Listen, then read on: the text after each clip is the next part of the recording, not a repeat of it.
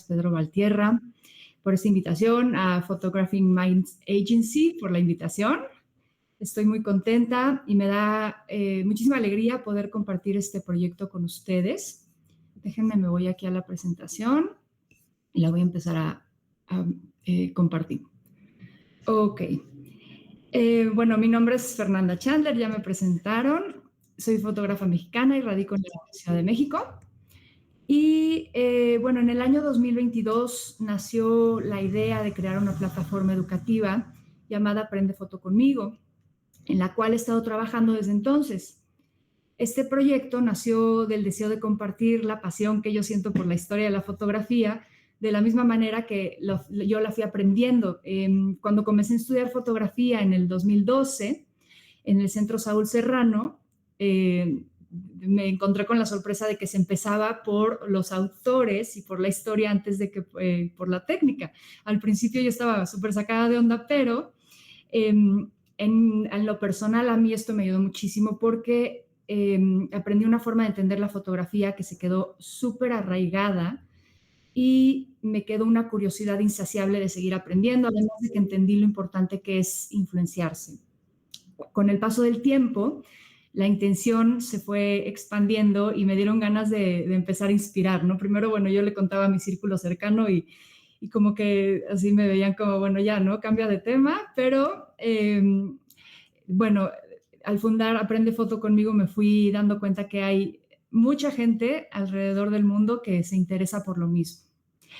Este deseo se expandió, fue un deseo de inspirar y despertar conciencia colectiva.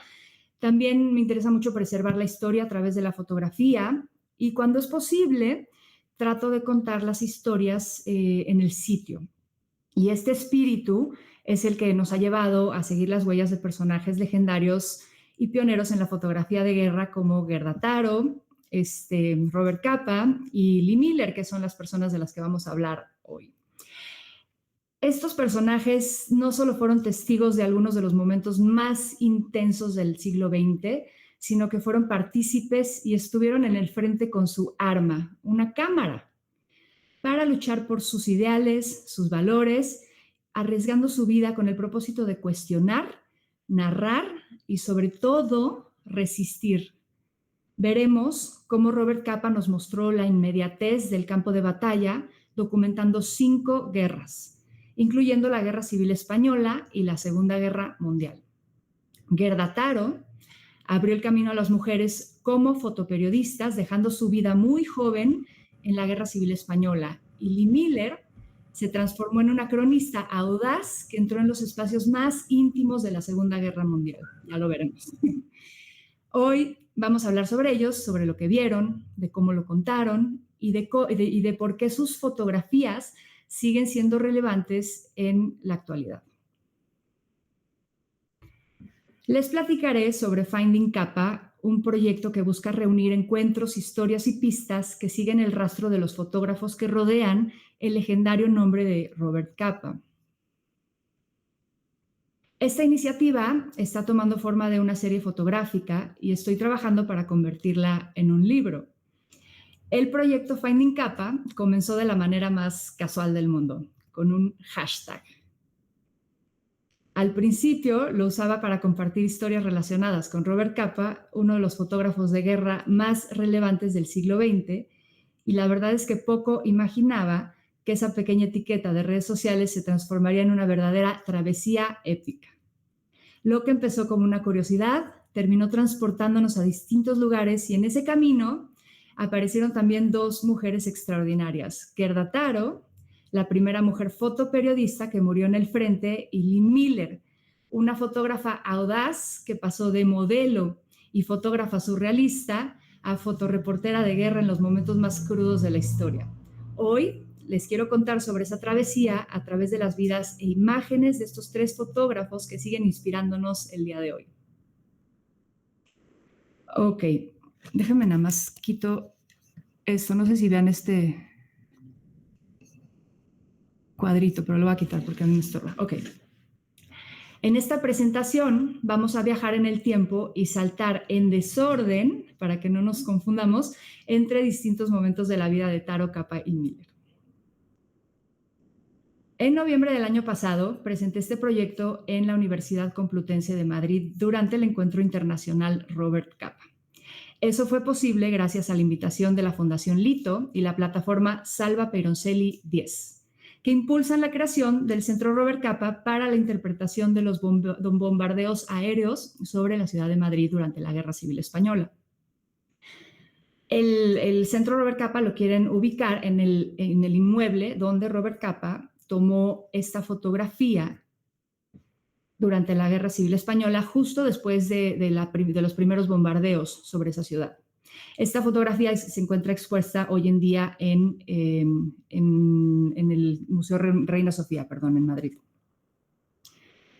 En abril del año pasado, en abril de este año tuvo lugar otra presentación en Leipzig, Alemania, con motivo del 80 aniversario de la liberación de esta ciudad y de la histórica fotografía El último hombre en morir, que tomó Robert Capa durante los últimos días de la Segunda Guerra Mundial en Europa.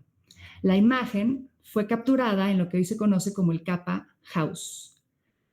Los ponentes firmamos el manifiesto Robert Capa, el cual promueve los valores que hoy unen a esta comunidad internacional en formación, como la memoria histórica, la paz mundial, el valor del fotoperiodismo como testimonio frente a la guerra y los totalitarismos, y el apoyo a la creación del Centro Robert Capa en Madrid, que todavía no se logra, pero estoy segura que se va a lograr. Más adelante les voy a platicar sobre estas dos iniciativas. Nuestra historia, déjame tomar tantita agua. Nuestra historia comienza en Alemania, a principios del siglo XX, con una mujer clave en la construcción del personaje Robert Capa, Gerda Taro. Su nombre real, Gerda Porile. Nacida en Stuttgart en 1910 del seno de una familia judía y liberal originaria de Galicia Oriental. Así luce hoy el edificio donde Gerda creció y vivió con su familia en un pequeño departamento en el primer piso de la parte trasera de un edificio en Alexanderstraße. Esta zona es una zona residencial preciosa, pero su casa, su departamentito, era un poco improvisado y modesto, y esto a Gerda le causaba vergüenza al grado de que no quería invitar a sus amigas, ya que su papá constantemente enfrentaba dificultades financieras. Por suerte, ella tenía una tía con dinero y sin hijos que no solamente la consintió, sino la apoyó en sus estudios. ¿Y por qué les cuento esto? Porque los estudios de Gerda van a ser cruciales en la creación del nombre Robert Capa más adelante. Esta es la escuela donde estudió Gerda en Stuttgart. Como pueden ver, es preciosa. Aparte, me tocó ir en primavera y estaba lleno de flores. Y aquí estuvo durante 10 años y después se fue, gracias a la tía, a un internado en Suiza, donde recibió una formación general y artística, y al volver a Stuttgart estudió comercio. Como les dije, esto es una pieza central en esta historia, la educación de Gerda. Ella hablaba alemán, inglés, francés y español. Y desde chica mostró ser ultra inteligente, independiente y con claras ideas de izquierda. En esta foto podemos ver cómo Gerda era una niña completamente normal, está paseando con sus amigas en una plaza divina que se llama Schlossplatz. Esta plaza es la más grande del centro de Stuttgart y alberga el Neues Schloss, que es el palacio que vemos atrás, se llama Palacio Nuevo. En 1929 se mudaron a la ciudad de Leipzig, Alemania, por temas relacionados con el negocio de su padre. Vivieron en un departamento moderno en Springerstraße, en el barrio de Golis, una zona residencial acomodada. Este cambio marcó una mejora en el estatus de la familia de Gerda. Y aquí podemos ver el sitio exacto donde estaba ubicada la casa. Y como les decía, era una niña completamente normal, frecuentaba bailes, cafés, tenía una vida pues buena, ¿no? Y era feliz. A la izquierda podemos ver la escuela donde posiblemente estudió comercio y taquigrafía. Y fue aquí en Leipzig donde Gerda comenzó a politizarse y se unió a círculos de izquierda y antifascistas. Empezó a rodearse de personas con ideales humanistas y socialistas y también participó en actividades de resistencia, las cuales la metieron en muchos problemas. Una de las actividades era distribuir panfletos antifascistas.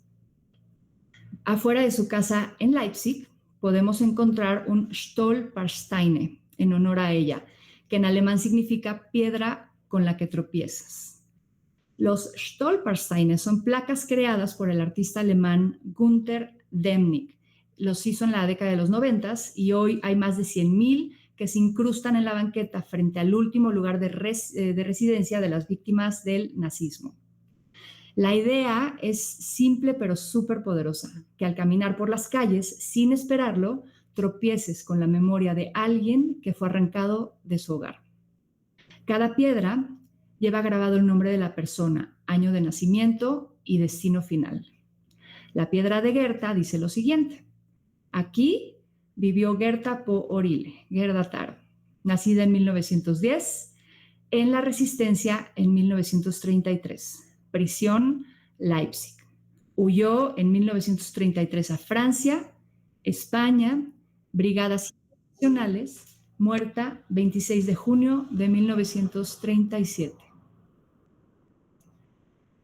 La familia Porile desapareció por completo en cuestión de pocos años. Primero su madre, luego ella y después su papá y sus hermanos. En 1933, todavía viviendo en Leipzig, fue arrestada durante una redada organizada por la SA y pasó 3 semanas detenida. Ese episodio marcó un punto de quiebre. Entendió que Alemania ya no era su país y decidió huir y exiliarse en París.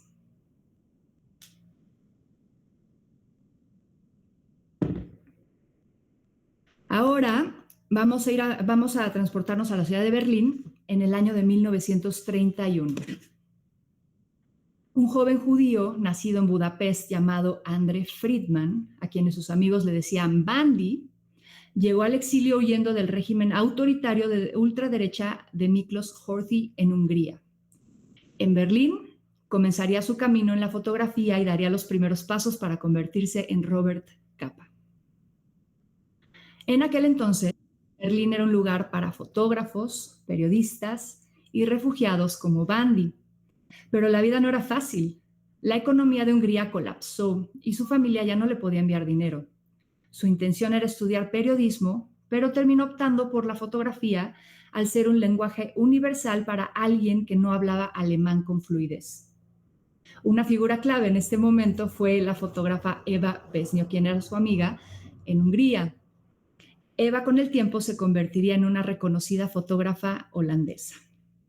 En Berlín se acercó a ella y le preguntó, abro comillas: ¿esto de la fotografía cómo es? ¿Te gusta?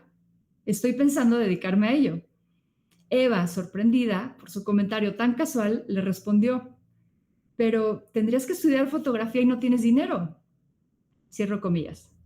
Bandy creía que con una cámara moderna de esa época no hacía falta una formación. Consiguió que le prestaran una y con cámara en mano, Bandy se convirtió en un fotógrafo. Al mismo tiempo, Berlín se volvía peligroso. El movimiento nazi tomaba cada vez más fuerza. Bandy y sus amigos resistían a su manera. Creían que ridiculizar a los nazis era clave.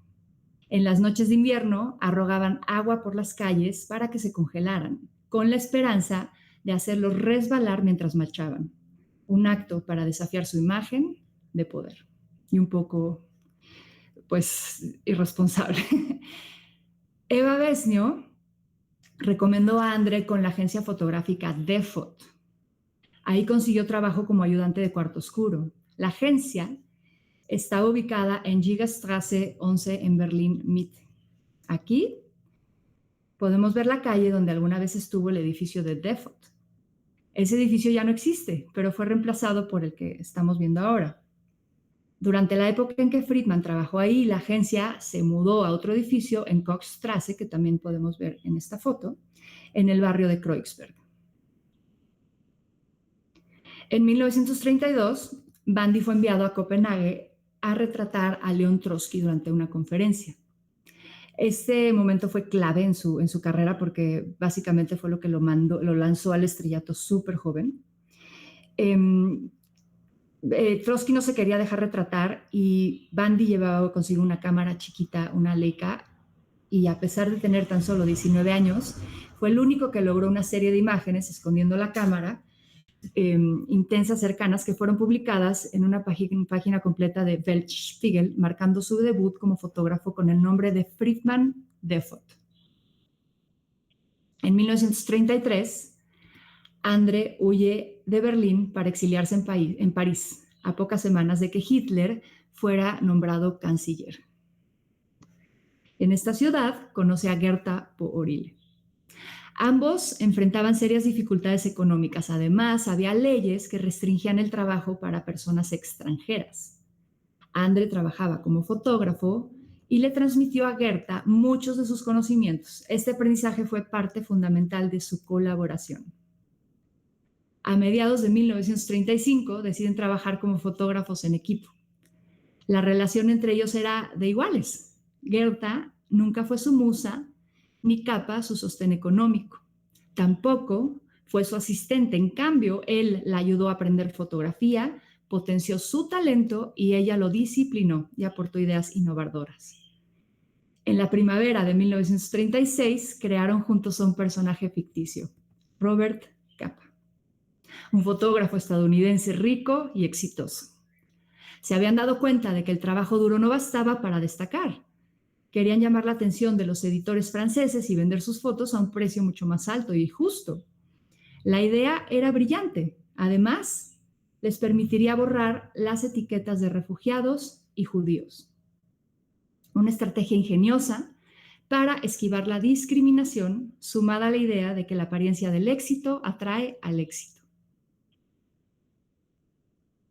Se cree que Gerta fue la que impulsó esta creación. Incluso ayudó a André a mejorar su imagen. En una carta, André le contó a su mamá que cuando salían con ella hasta parecía un burguesito de Buda, que Buda es la zona elegante de Budapest. El plan era simple. Gerta actuaría como agente del misterioso fotógrafo americano y se encargaría de justificar su ausencia en reuniones con editores. André tomaría las fotos, pero pronto ambos empezaron a fotografiar activamente. Fue entonces cuando Gerta adoptó su nuevo nombre, Gerda Taro. También esto fue como parte de la estrategia de reinvención. Para el apellido Capa, se inspiraron en el director Frank Capra y para Robert, en el actor Robert Taylor. Para Taro, se dice que pensaron en el pintor Taro Okamoto, y el nombre completo de Gerda Taro evocaba a Greta Garbo. Ambos personajes fueron creados para sonar como salidos de Hollywood. En realidad existen muchas especulaciones sobre cómo surgió el nombre de Robert Capa. De hecho, es un tema que ha causado mucha polémica. Yo voy a intentar explicarles lo que entiendo. Para mí todo ocurrió en muy pocos meses y parte crucial de lo que sucedió es que, Gerta desafortunadamente perdió su vida muy joven. En una carta, el 7 de abril de 1936, André le escribió a su mamá diciendo que estaba trabajando bajo el nombre de Robert Capa y que casi se podía decir que había nacido de nuevo. Aún así, no empezó a presentarse oficialmente como Capa hasta que estalló la Guerra Civil Española. Ese mismo año, en 1936, viajaron juntos a España para documentar el conflicto como pareja de fotógrafos, Gerda Taro y Robert Capa. Todo indica que las tomas de 35 milímetros las hizo Robert Capa y las de 6x6 las hizo Gerda Taro. Estas llevaban indicaciones claras de su autoría. Sin embargo, en algunas de las publicaciones, ambas fueron atribuidas a Robert Capa. Distinguir el trabajo de cada uno ha sido una tarea súper compleja y ha tomado décadas, ya que sus negativos aparecían mezclados en los archivos. Cornel Capa, el hermano menor de Robert, Richard Whelan, el biógrafo de Robert Capa, y Irma Shaba, biógrafa de Gerda Taro, han sido piezas claves en la identificación de la obra de Taro. El 5 de septiembre de 1936, Capa tomó la famosa fotografía Muerte de un miliciano. La imagen le trajo a él reconocimiento internacional casi inmediato. Ese mismo mes se publicó la primera foto atribuida a Gerda Taro, y este fue un paso clave en su camino como fotógrafa profesional. Para 1937, algunas de las imágenes empezaban a firmarse como reportage Capa Taro para sus trabajos. Esto era impulsado por el espíritu de colectividad tan común de esta época. O sea, hacían reportajes en conjunto y los publicaban como Capa Taro. Poco antes de morir en un desafortunado accidente en la batalla de Brunete, Gerda había comenzado a firmar simplemente como Fototaro. Esto deja claro que su carrera se estaba despegando y que tenía voz propia y una identidad como fotógrafa. Desafortunadamente perdió la vida demasiado joven y aunque nos dejó un legado fotográfico súper importante, la realidad es que apenas estaba despegando. André Friedman, por su parte, siguió habitando el personaje que habían creado juntos, el de un fotógrafo estadounidense exitoso, y con el tiempo terminó pareciéndose cada vez más a él, en un fotógrafo estadounidense y exitoso.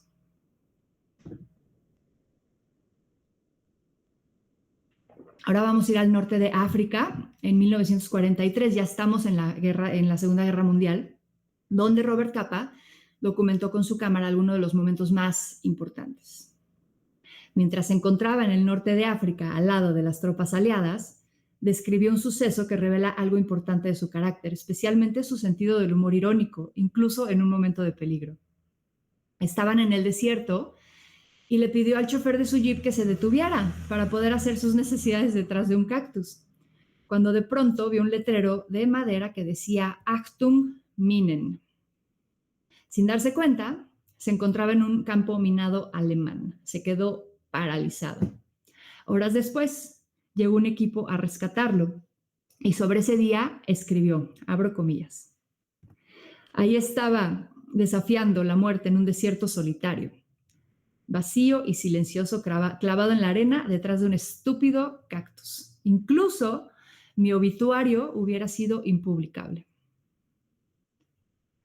11 años después, murió accidentalmente al pisar una mina terrestre en Indochina. Vámonos al día D. Es el 6 de junio de 1944. En el aniversario número 79 de la llegada de las tropas aliadas a Francia, tuve la fortuna de visitar las playas de Normandía. La idea era relatar la experiencia de Robert Capa al documentar el desembarco tal y como lo cuenta en sus memorias llamadas Slightly Out of Focus, y colocarnos en la línea de fuego justo donde todo ocurrió. Mi alarma sonó a las 4 de la mañana y desde ese momento el capítulo 9 de Slightly Out of Focus empezó a rodar en mi cabeza como una película. A esa misma hora, 79 años atrás, Capa y los soldados que lo acompañaban desayunaban a bordo del USS Chase rumbo a la costa de Normandía. Abro comillas. A las 4 de la mañana estábamos reunidos en la cubierta, esperando el primer rayo de luz. Los 2000 hombres guardaban silencio absoluto. Fuera lo que fuera que pensaban, era algún tipo de oración. Cierro comillas. A bordo del tren amanecía y una frase suya me retumbaba la cabeza. Vuelvo a abrir comillas. Ninguno de nosotros tenía prisa y no nos habría importado quedarnos en la oscuridad mucho tiempo más. Pero el sol no tenía forma de saber que ese día sería diferente a todos los demás y salió a tiempo. Cierro comillas. Llegué en tren a la pequeña ciudad de Bayeux, que se encuentra en realidad como a 2 horas en bici de la playa de Omaha. En el camino, al cruzar los paisajes imponentes y preciosos de Normandía, pensaba, ¿cómo puede un lugar tan pacífico y silencioso haber estado cubierto de búnkers, ametralladoras, alambres de púa y minas terrestres? El mariscal de campo alemán Rommel había convertido esta región en una fortaleza, anticipando lo que él consideraba posible, una invasión por Normandía. Al acercarme a la costa, empezaron a aparecer fantasmas del pasado, aviones de la época, jeeps, soldados. La costa de Normandía estaba vestida de 1944 para el aniversario del desembarco.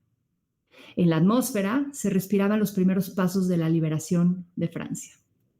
En contraste, el cementerio guardaba un silencio solemne, cubierto de tumbas de los jóvenes que dieron su vida el día de y en los días que le siguieron. Cada tumba tenía una bandera estadounidense y francesa, ondeando con el viento frío que venía del mar, casi como si la tierra recordara. Me hizo pensar en una fotografía que tomó Capa en Nápoles un año antes. El entierro de unos jóvenes que lucharon contra los nazis en los últimos días de la ocupación. Muchos murieron. El ataúd era tan pequeño que se le veían los piecitos al niño. Una de las fotos más desgarradoras que tomó durante la guerra. Sobre esa imagen escribió: esas fueron mis imágenes más verdaderas de la victoria.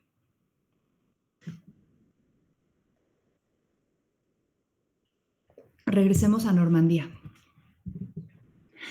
Finalmente, llegué a la playa de Omaha. El horizonte se abría delante de mí. Soldados caminaban con respeto por la orilla, con la mirada baja, dejando flores en la arena. El silencio no era sobrio, era desgarrador. Era imposible no imaginar el sonido de las ametralladoras y las explosiones mientras las olas golpeaban. Tomemos un momento para escuchar el video, a ver si se escucha el viento, porque es importante.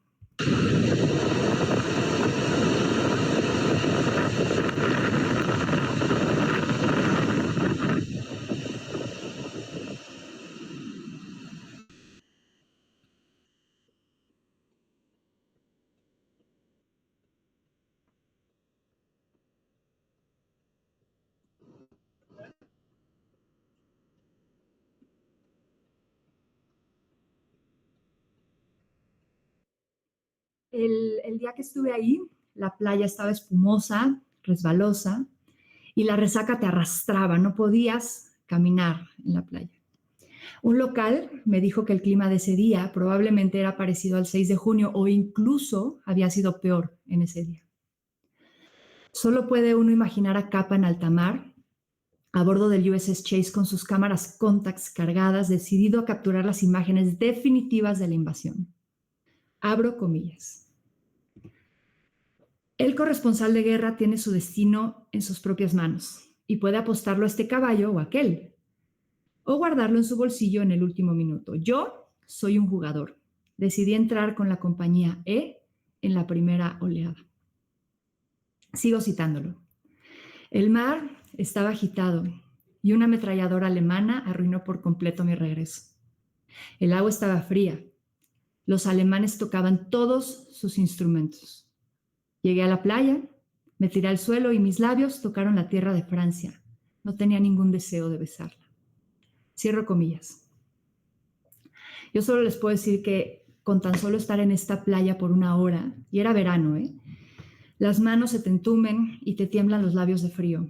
El mar lo había visto todo. Esta era la costa donde tantos jóvenes habían perdido la vida. Aquí mismo enfrentaron miedo, caos y la muerte. Este lugar quedó marcado para siempre por su sacrificio. Me sentí pequeña y profundamente agradecida.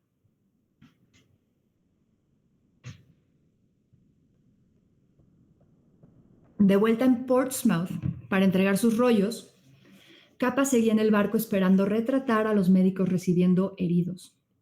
Cuando se abrieron las puertas, encontró a David Sherman, fotógrafo de la revista Life, quien esperaba retratar a los heridos, y en su lugar terminaron retratándose el uno al otro.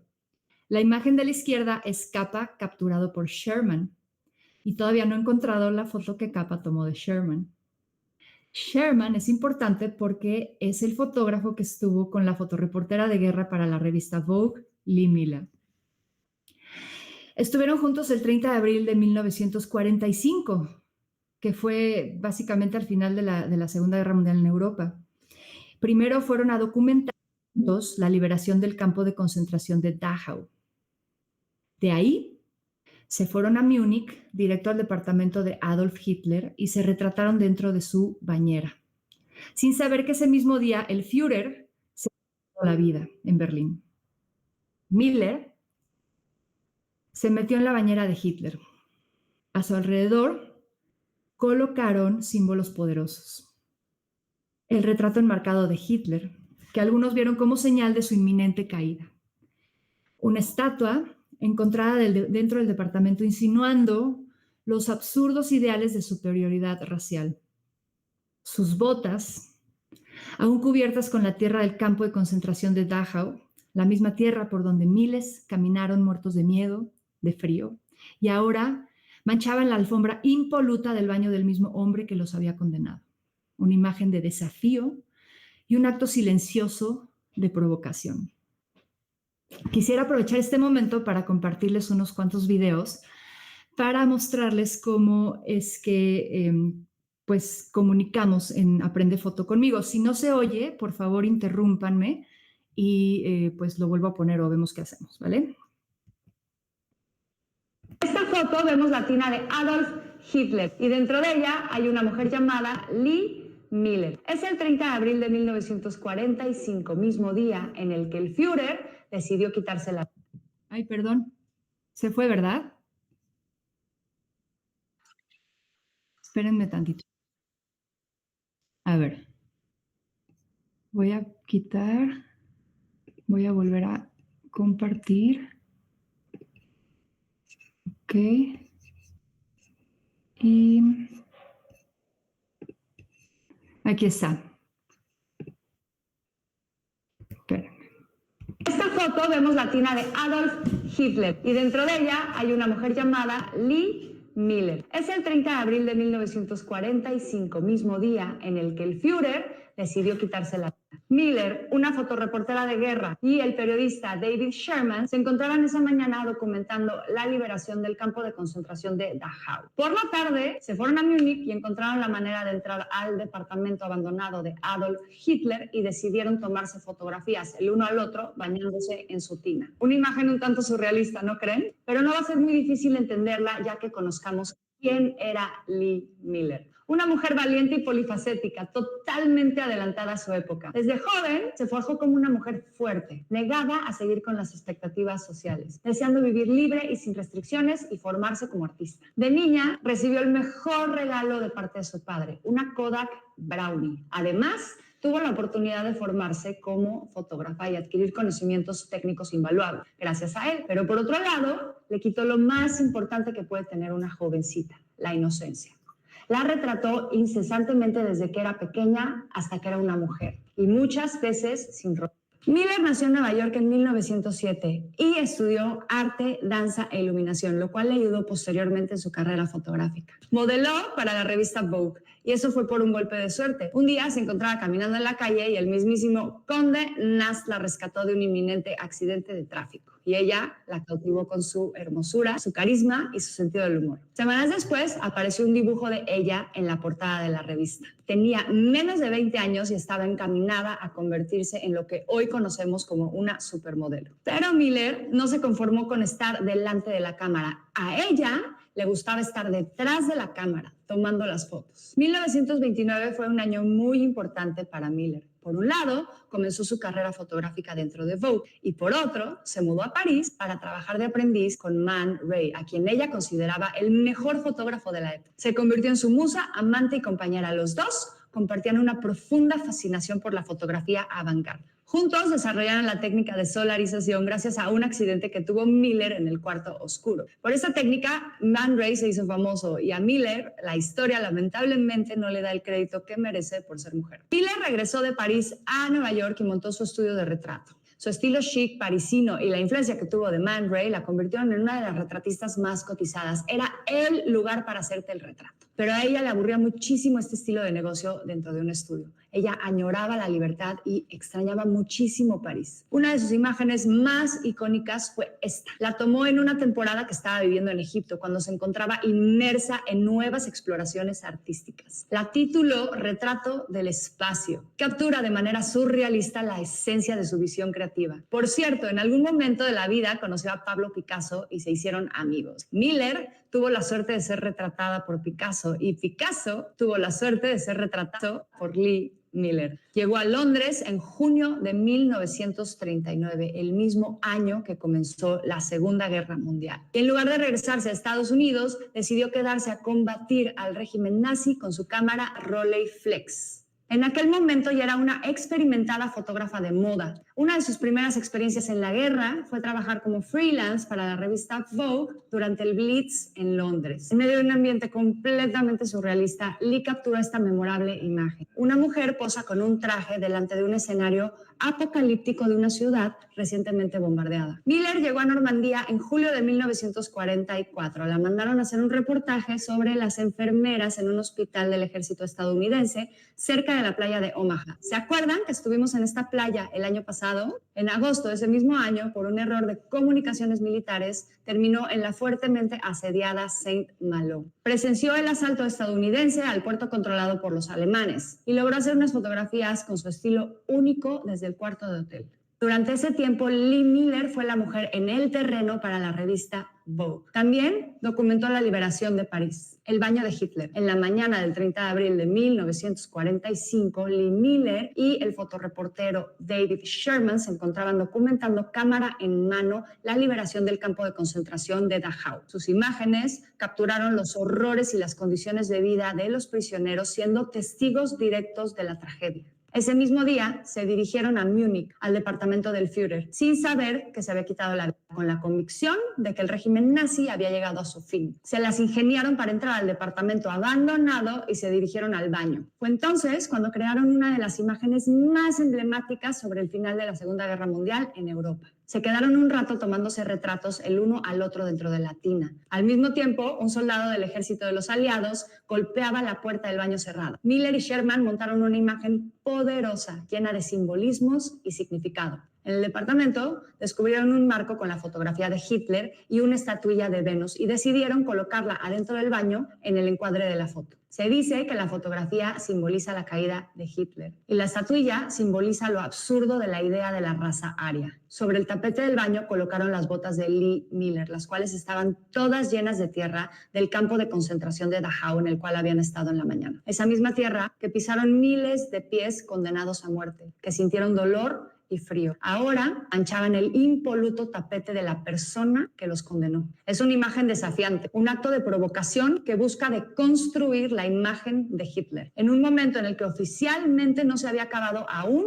la guerra en Europa. La fotografía irónicamente representa la victoria sobre el régimen nazi. Dos fotógrafos con unas cámaras que no podían borrar los horrores que habían retratado días antes. Hoy se encontraban dentro del baño del enemigo, uno de los personajes más perversos que haya existido. Una metáfora visual muy adecuada para el final de la guerra. Bueno, ahora vamos a ir a Alemania, igual en el año 1945, al final de la Segunda Guerra Mundial en Europa. En abril de 1945, hace 80 años, Robert Capa y Lee Miller, aunque no lo crean, coincidieron en la misma ciudad alemana, en Leipzig. Cada uno había llegado por su cuenta, siguiendo el avance de las tropas aliadas, con el propósito de documentar la caída del Tercer Reich y la liberación de esta ciudad, porque sabían que era lo más lejos que iban a llegar antes de que, ya no iban a llegar a Berlín, ¿no? Porque ya estaban los rusos. Durante aquellos días, ambos registraron una ciudad marcada por los últimos combates. Cada uno con su cámara dejó un testimonio único e histórico. En este video nos vamos a asomar a algunas de las imágenes más impactantes que nos dejó Lee Miller junto con Margaret Burke White, la excepcional fotoreportera estadounidense. Las dos documentaron los suicidios masivos de los nazis en Leipzig. 18 de abril de 1945, justo hoy, hace 80 años, fue un día crucial en la historia de la liberación de esta ciudad, Leipzig, Alemania. Las fuerzas aliadas habían llegado y entre ellas estaban 3 fotógrafos de guerra legendarios. Robert Capa, quien ese mismo día tomó su icónica fotografía Last Man to Die justo aquí, en el edificio donde hoy se encuentra el Capa House. Y 2 mujeres excepcionales, Margaret Burke White y Lee Miller. Ellas entraron al edificio que tengo justo detrás de mí, el Neues Rathaus, el nuevo ayuntamiento en el corazón de la ciudad de Leipzig. Lo que encontraron adentro fueron escenas tétricas y estremecedoras. Los masivos nazis. Personas del régimen nazi y sus familias se habían quitado ingiriendo cianuro, intentando evitar su captura por parte de los aliados. Burke White y Miller retrataron cada una con su propio estilo fotográfico a 3 de estas personas que encontraron adentro. El hombre era el tesorero municipal Ernst Kurt Liso, su esposa Renata Stephanie Liso y su hija, Regina Liso. Las fuentes oficiales afirmaban que los cuerpos que yacían en estas fotografías eran los del alcalde de la ciudad y su familia. Esa narrativa, por supuesto, causó gran impacto. Ambas fotógrafas se enfrentaron a esa escena desde miradas completamente distintas. Burke White, pionera del fotoperiodismo estadounidense, fue la primera mujer en trabajar como fotógrafa para la revista Life y una de las primeras corresponsales de guerra, una observadora meticulosa que mantuvo su distancia. Sus imágenes reflejan esta prudente separación. Incluso se dice que hizo las tomas desde la galería superior del ayuntamiento, buscando capturar el contexto completo sin sumergirse en los detalles más íntimos de la tragedia. En algún momento, Burke White declaró, abro comillas, usar una cámara fue de cierto modo un alivio. Una delgada barrera se interpuso entre mí y el horror que tenía enfrente. Una frase que resuena con más fuerza cuando una imagen, por desgarradora que sea, necesita ser contada.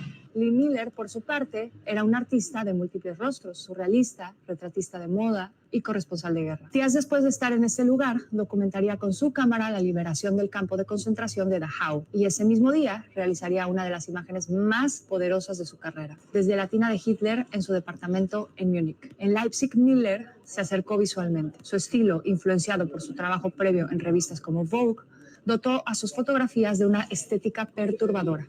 El cuerpo de la jovencita, retratado con suavidad, parece dormido. Mucho se habla de cómo destaca el detalle de su brazalete nazi inmaculado y también sus labios entreabiertos como si aún esperara el beso que la regresaría a la vida. El retrato del cuerpo se muestra en la toma de una manera pacífica a pesar de las trágicas circunstancias de su muerte. Este enfoque, más directo e incluso estilizado, explora una extraña y perturbadora estética incluso en medio de una escena.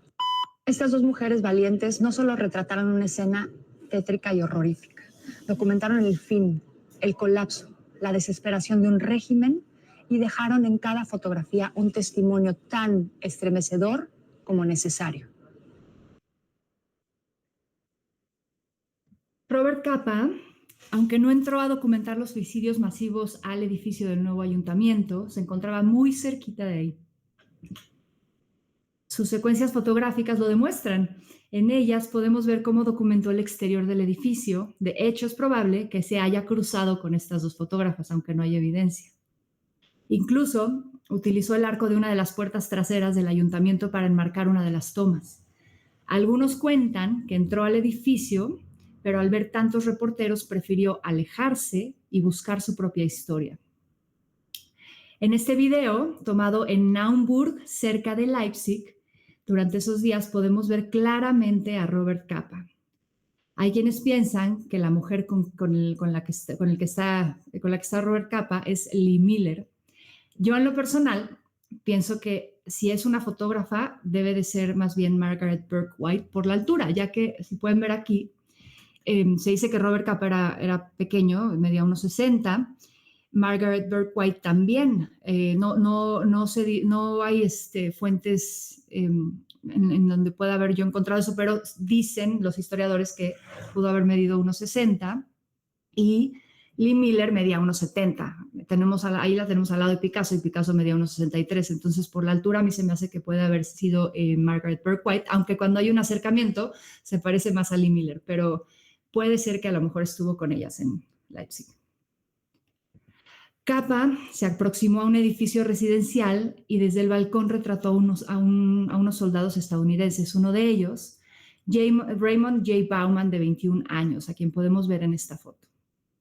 Cuando Capa volvió a entrar al edificio, sonaron disparos. Una bala alcanzó la cabeza de Bauman y murió al instante. Capa tomó esta fotografía justo después del impacto. Esta serie se publicó en Life Magazine. Como pueden ver, en la revista se tapa la cara de los soldados. Cynthia Young, la curadora del archivo de Capa en el ICP, me explicó que esto lo hacían porque la revista la publicaban probablemente antes de que se le avisara a las familias que los soldados habían muerto. Entonces, por respeto, no revelaban la identidad de los soldados. Esta fotografía, Capa la tituló Last Man to Die, que obviamente no fue la última persona en morir, pero para él sí, porque ya después de eso él ya no llegó a Berlín. Entonces, para él esto marcó el fin de la Segunda Guerra Mundial en Europa. Aquí podemos ver la secuencia completa de tomas que Capa realizó en el edificio. Podemos ver cuando estaban los soldados afuera, cuando entra al balcón, está retratándolos a los dos, cuando sucede el disparo y bueno, todo lo que siguió después. Gracias a una iniciativa ciudadana liderada por Ulf Dietrich Baumann y por Mike Hoffman, en este edificio se alberga, en el edificio donde sucedió esto, se alberga en el primer piso lo que hoy se conoce como el Capa House. En este lugar está colocada una exposición permanente mostrando esta serie fotográfica que tomó Robert Capa el 18 de abril de 1945. La exposición permanente se llama War is Over. Y también tienen un espacio de exposiciones itinerantes llamado el Gerda Taro Lounge. La iniciativa que creó este espacio organizó un simposio y una ceremonia de conmemoración por los 80 años de la liberación de Leipzig y la secuencia fotográfica que tomó Capa ese mes de abril, y tuve el honor de ser invitada para presentar este proyecto, Finding Capa. Participaron como ponentes expertos en la vida y obra de Robert Capa, de Gerda Taro, provenientes de lugares como Nueva York, París, España y Alemania. La ceremonia se llevó a cabo enfrente al edificio del Capa House. Fue un acto emotivo al que asistieron personajes del ámbito político como el príncipe Alberto de Mónaco, representantes de España, de Estados Unidos y de Alemania. Sonó la melodía de John Lennon, War is Over, arreglada por unos músicos de la misma escuela donde trabajó Bach. A ver si se oye, se las voy a poner.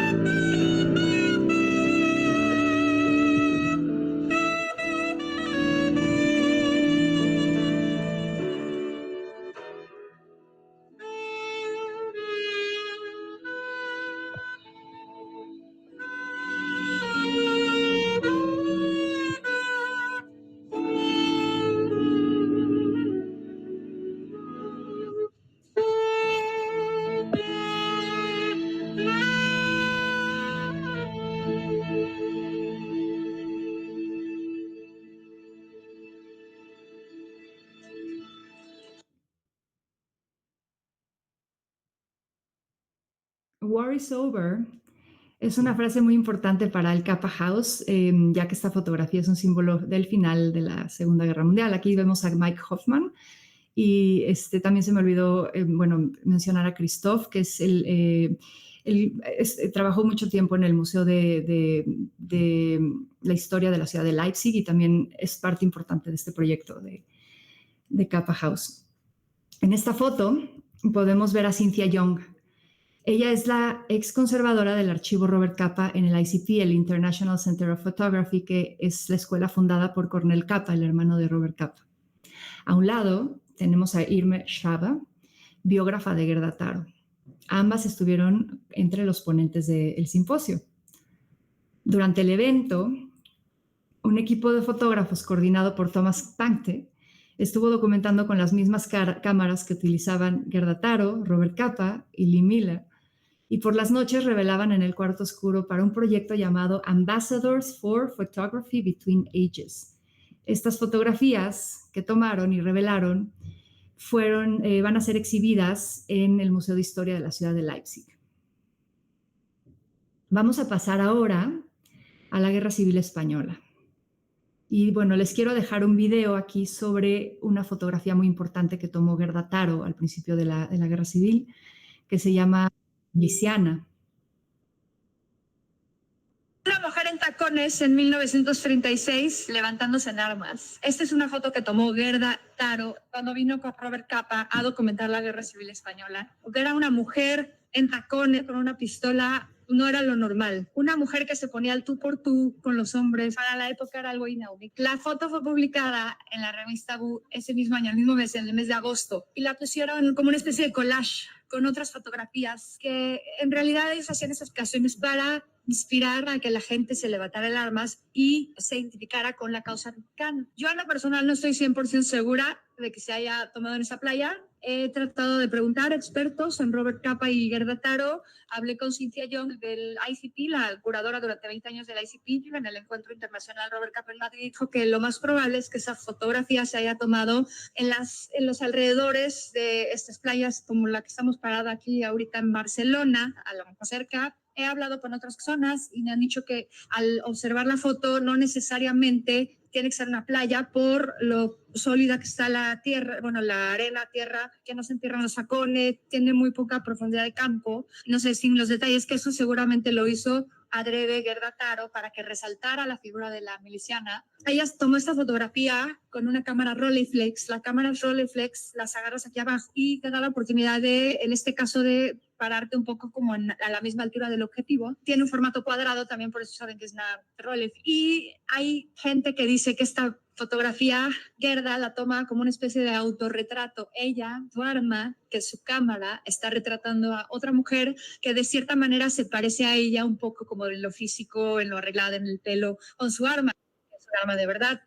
También esta foto no es una foto en combate, aunque pareciera de cierta manera, pero no porque, número uno, es una foto perfectamente compuesta, con mucha intención estética, y número dos, estaban entrenando, les tomó con una composición bellísima, con una luz suave, hermosa. Lo más impresionante es que Gerda Taro, una fotógrafa que pues se dedicó a ese oficio muy pocos años. Estudiamos fotografía durante muchísimos años o practicamos fotografía durante muchísimos años y estamos lejos de conseguir unas composiciones y unas fotografías de impacto como las que Gerda Taro consiguió en tan poquito tiempo. Es verdaderamente impresionante y sobre todo en el contexto en el que ella se encontraba, o una persona como Gerda que tiene un background de nacer en el lugar incorrecto a la hora incorrecta. Gerda nació en Stuttgart en 1910 de familia judía que venían de Galicia, de Polonia. Ella en realidad no se llamaba Gerda Taro, se llamaba Gerda Pohle. Nace en una familia que le da oportunidad de ir a estudiar a Suiza,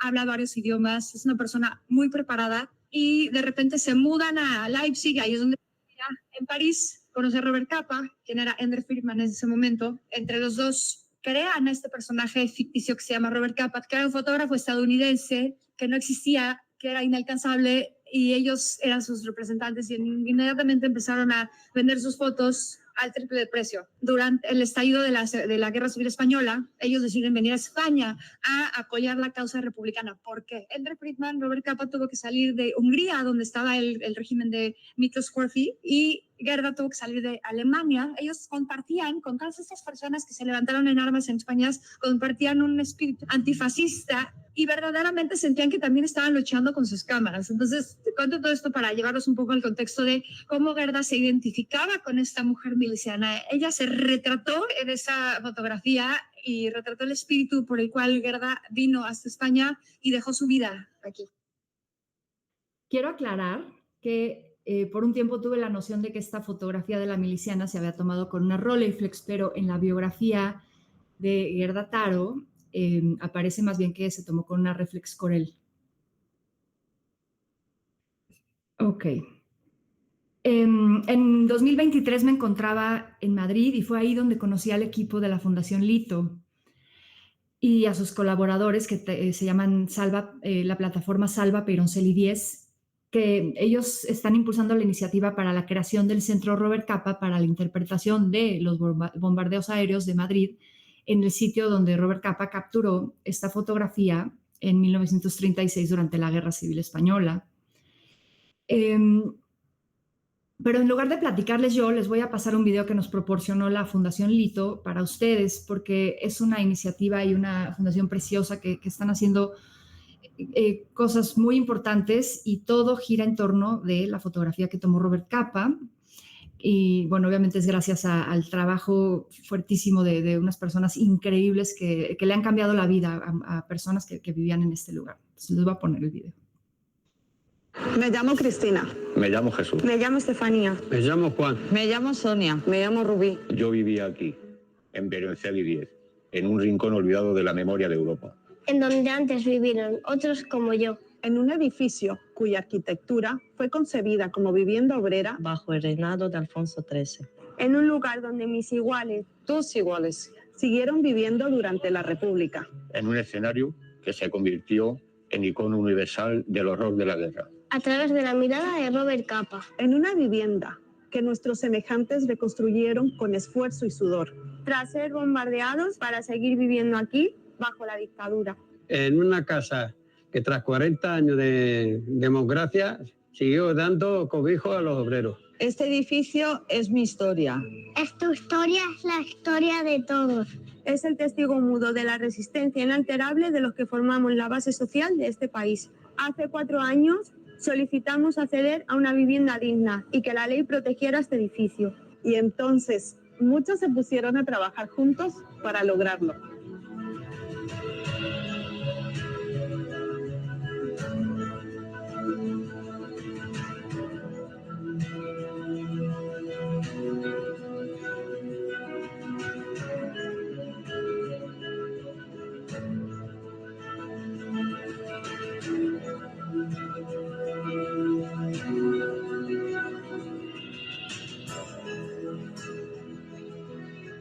Hoy, este edificio deja de ser nuestro hogar para convertirse en la casa de todos. Debemos dar gracias a todas las entidades y personas que han trabajado para conseguir este sueño. La fotografía que Robert Capa tomó hace 80 años, hoy ha mejorado nuestras condiciones de vida. Pero no olvidemos que en nuestro país siguen quedando muchos otros Peyroncelis, donde jamás estuvo un fotógrafo de renombre. No olvidemos que, como ha sucedido aquí, el acceso a la igualdad de oportunidades no debe depender del azar de un hallazgo histórico.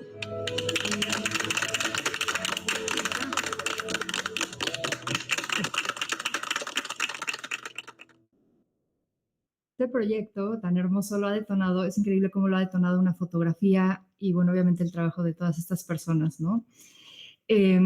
Estando en Madrid, nos llevaron a Peyroncelli 10, que es este lugar donde me encuentro, y nos compartieron los esfuerzos que hacen para preservar su memoria. El año pasado, estas mismas personas de la Fundación Lito y de Salva Peyroncelli 10 fueron quienes impulsaron la creación de una red europea de colaboración en torno a la figura de Robert Capa y redactaron el manifiesto Robert Capa, del cual les acabo de contar hace ratito.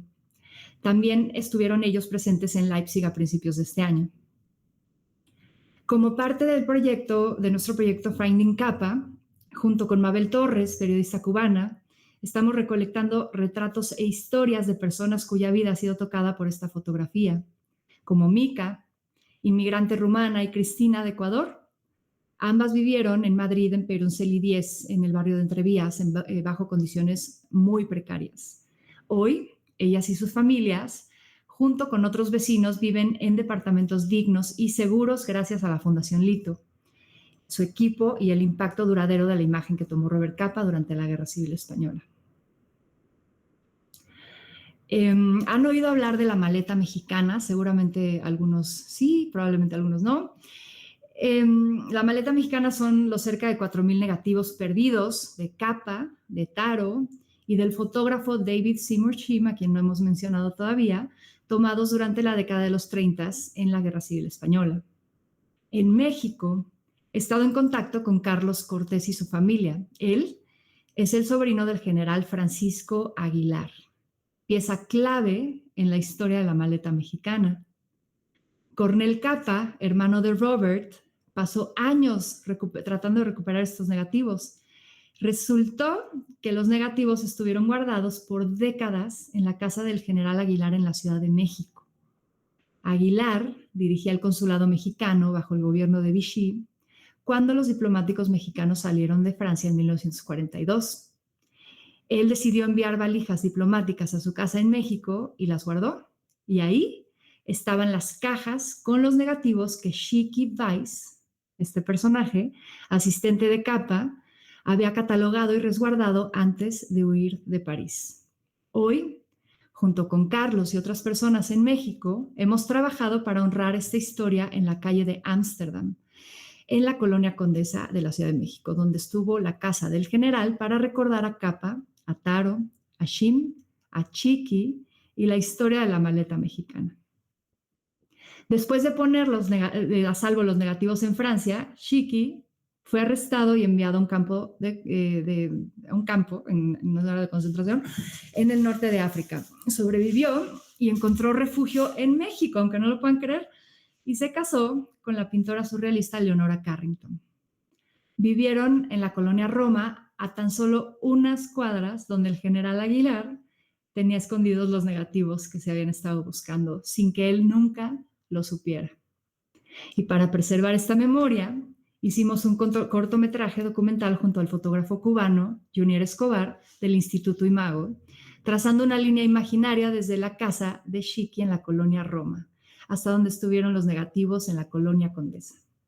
Un camino simbólico para recordar a los fotógrafos detrás de la maleta mexicana. Este pequeño documental no se los voy a pasar, pero lo pueden ver en Aprende Foto Conmigo, tanto en Instagram o en YouTube, o también en el canal del Instituto Imago. Jugó un papel honorable en este capítulo de la historia, brindando refugio a quienes huían de toda Europa. Y estos negativos siguieron esta misma ruta. Los negativos de la maleta mexicana salieron de este edificio en el número 37 de Rue de Faux-de-Vaux en París. Ahí estaba el taller de Robert Capa donde trabajaba Chiqui Weiss como laboratorista. Él es el que les revelaba todas las fotos. Hoy, afuera del edificio, hay una placa conmemorativa en honor a estos tres fotógrafos, Robert Capa, Gerda Taro y David Seymour Shim.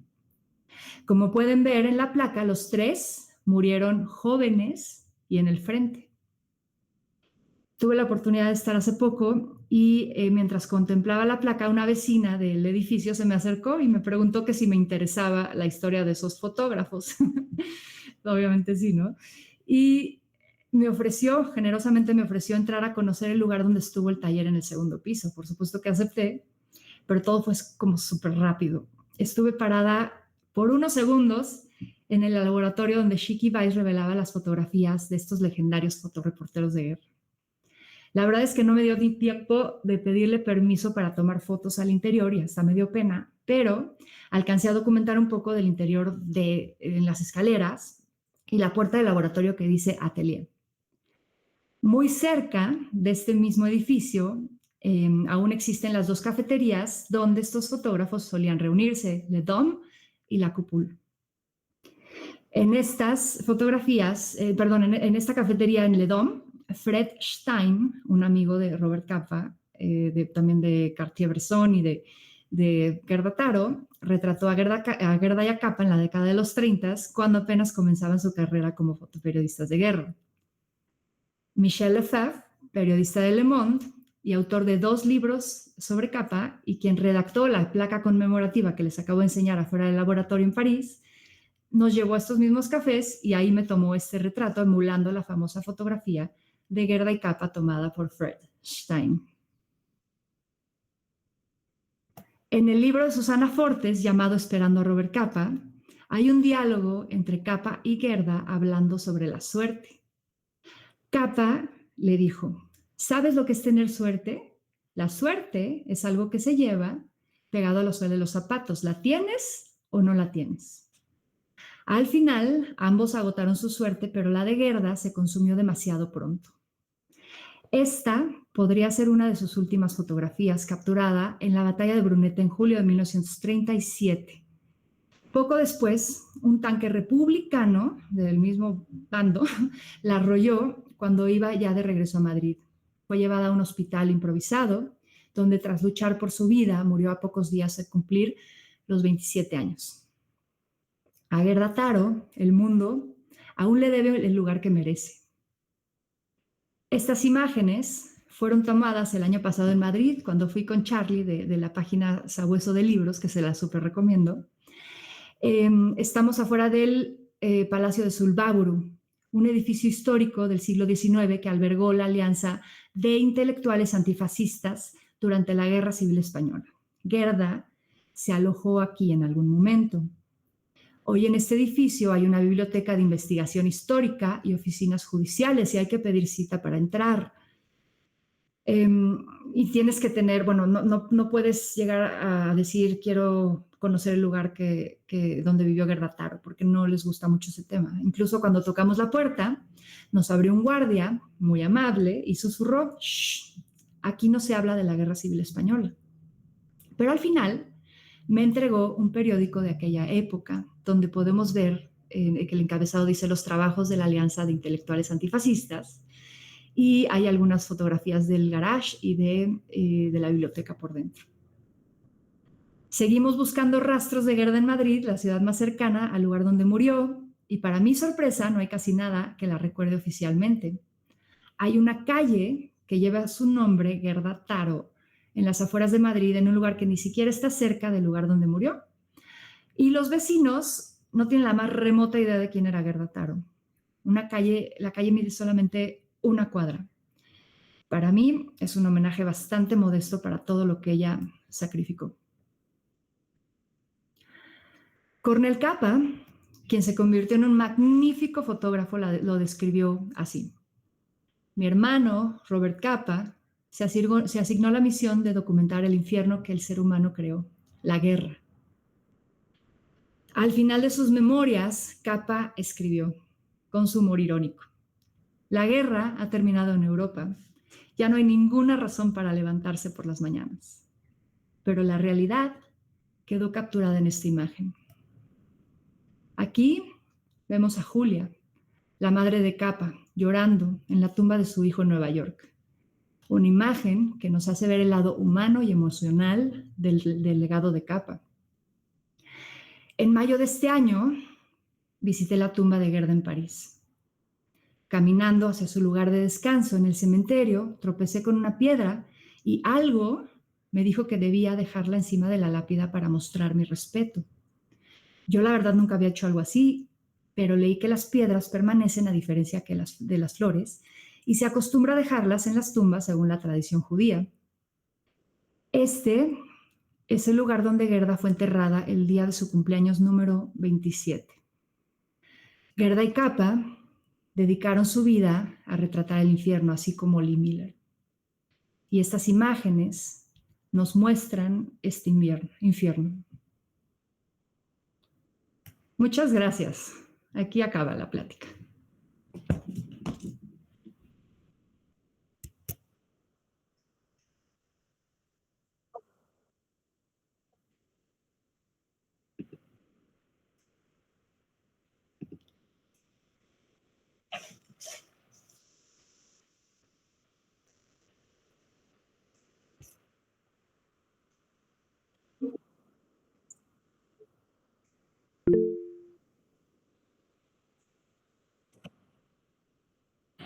Buenos días.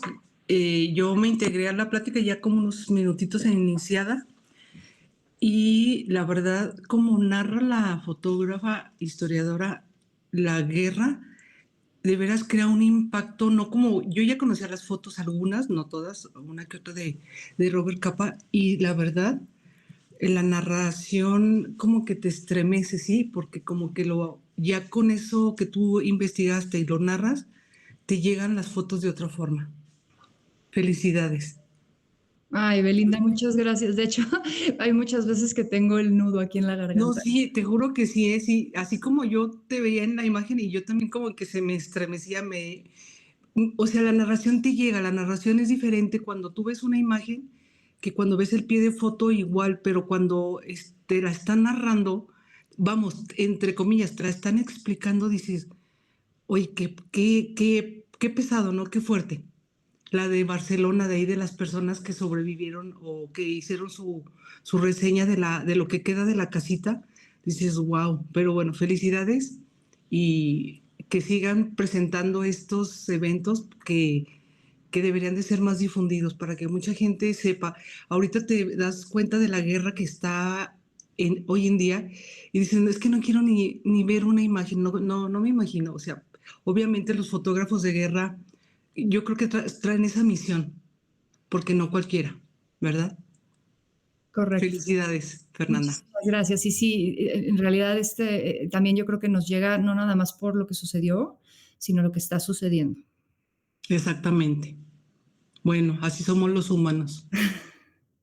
Ni hablar. Muchas gracias, Beli. Hasta luego.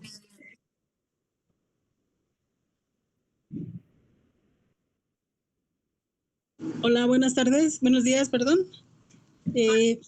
Quiero felicitarla porque es algo que me parece muy, muy interesante.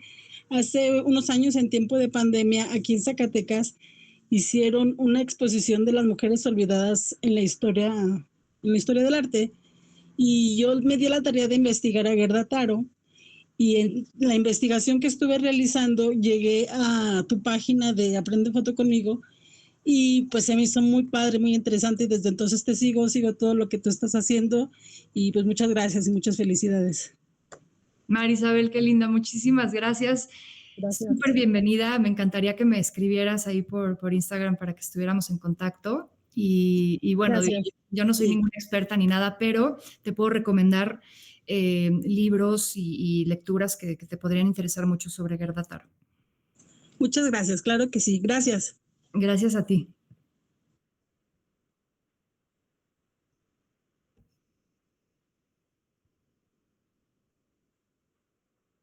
Ay, gracias.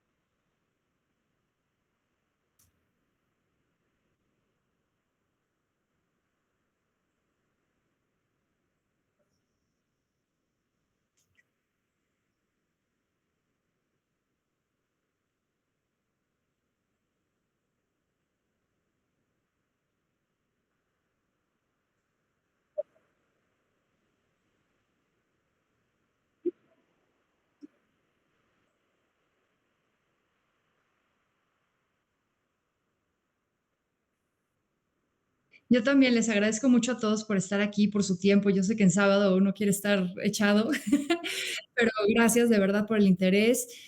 A veces las preguntas salen después, entonces siéntanse con toda la libertad de contactarme y me encantaría, digo, si les interesa el tema, me encanta conocer gente que también le interesa el mismo tema y retroalimentarnos y demás. Entonces aquí estoy para todos los que quieran.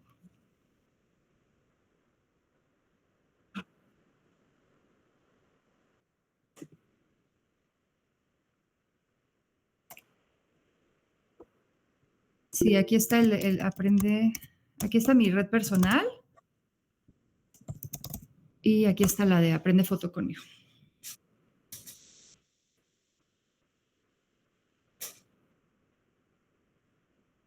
Gracias a todos. Hasta luego, bonito sábado. Gracias, bonito fin, hasta luego. Bye.